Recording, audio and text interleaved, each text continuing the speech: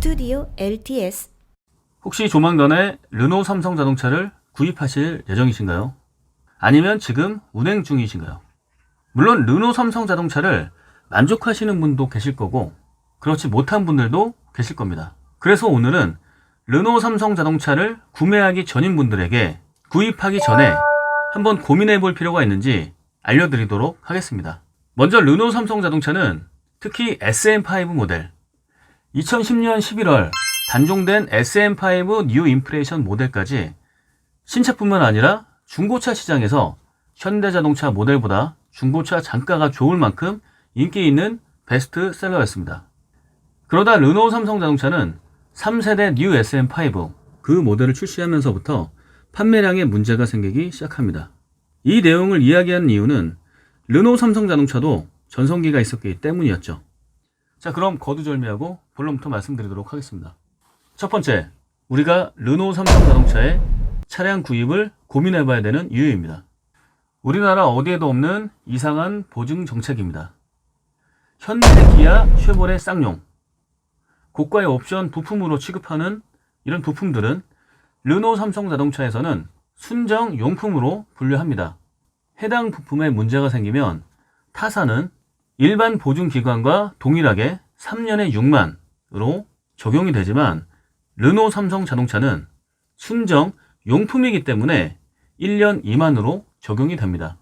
물론 알고 구입하시는 분들이라면 상관없는 이야기겠지만 대부분 모르고 구입하는 사람들이 많습니다. 그렇기 때문에 차량을 출고하기 전에 예를 들어 어라운드 뷰를 설치한다 라고 했을 때 보증기간 반드시 신차 영업사원에게 다시 한번 문의하시기를 바랍니다. 니들이 바보라서 모르고 산 거 아니냐 라고 부정적으로 이야기하시는 분들도 있습니다. 그렇다면 대리점 사장이랑 영업사원도 몰랐던 내용이라고 하면 바보라는 이야기겠죠. 그렇다면 더욱더 르노 삼성 자동차를 고민해 볼 필요가 있다는 결론이 나옵니다. 왜냐하면 그들은 본인들이 판매하는 차량 그리고 회사 정책을 더욱 모르기 때문이죠. 여기서 신뢰가 무너지게 됩니다. 위 해당 내용들은 이전 영상에서 다시 한번 디테일하게 확인하시기를 바랍니다. 두 번째입니다. 주관사에 따라 달라지는 소비자 만족도 조사. 일단 의심해 볼 필요가 있습니다. 르노 삼성 자동차는 판매 서비스 만족도 18년 연속, AS 만족도 4년 연속 1위를 달성했다는 조사 결과가 있었습니다. 르노 삼성 자동차 구입한 사람들 중 대부분의 불만이 바로 AS입니다. 물론 자동차 구입은 뽑기다라고 이야기를 하는 사람도 많습니다.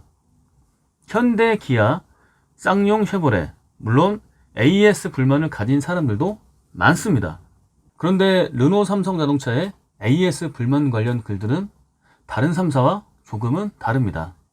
먼저 르노 삼성 자동차의 부품, 공임 반드시 확인해 보시기를 바랍니다. 현대, 기아와는 차원이 다르게 가격이 높습니다.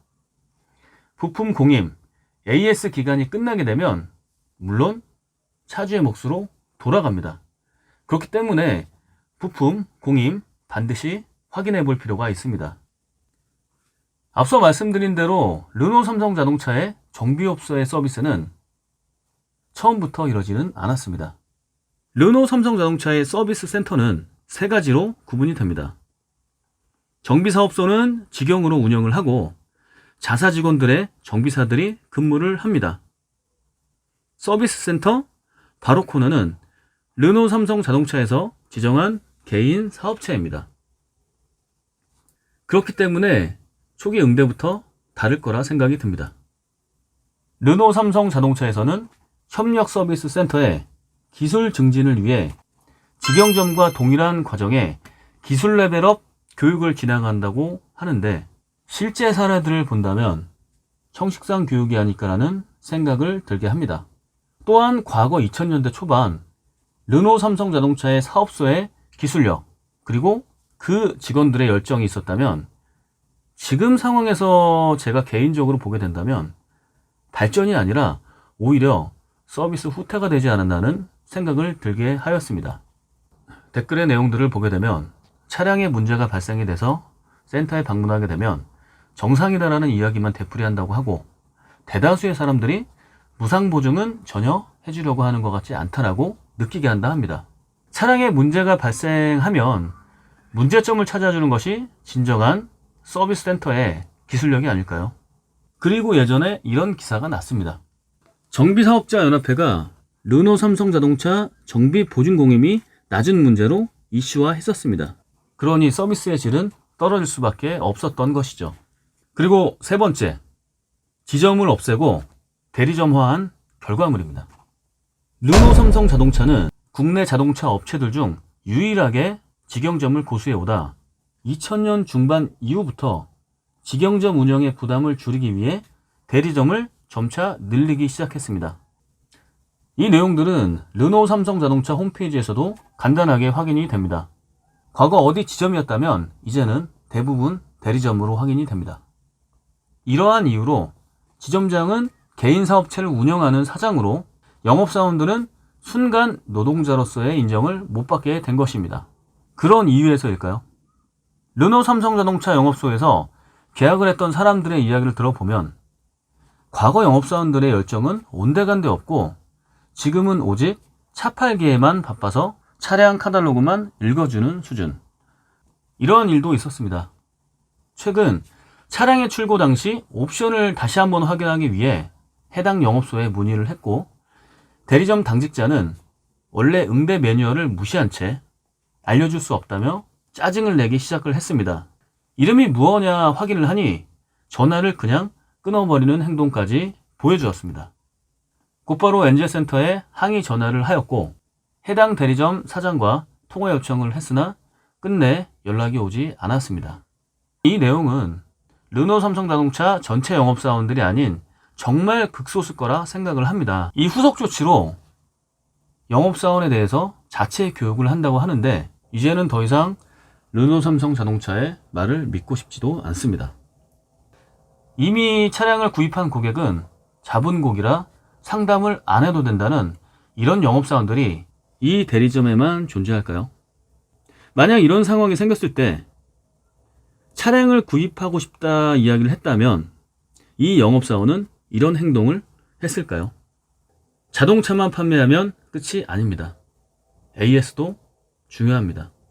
이러한 사람들이 제대로 된 교육을 받고 심지어 애사심이나 있을까요? 진정한 고객 감동은 구성원의 애사심으로부터 나오는 것입니다. 절이 싫으면 중이 떠나는 거겠죠. 그래서 저는 제가 운행하는 차량을 판매를 하였습니다. 앞으로 다시는 르노 삼성자동차 정비업소에 가서 스트레스 받을 일도 엔젤센터에 전화해서 항의 전할 일도 없습니다. 지금 이 순간에도 어느 누군가는 엔젤센터와 그리고 대리점 그리고 정비업소와 힘든 싸움을 하고 있을 거라 생각을 합니다. QM6 차량 가성비 정말 좋은 차량입니다. 최종 판단은 여러분들이 하시길 바랍니다. 감사합니다. 스튜디오 LTS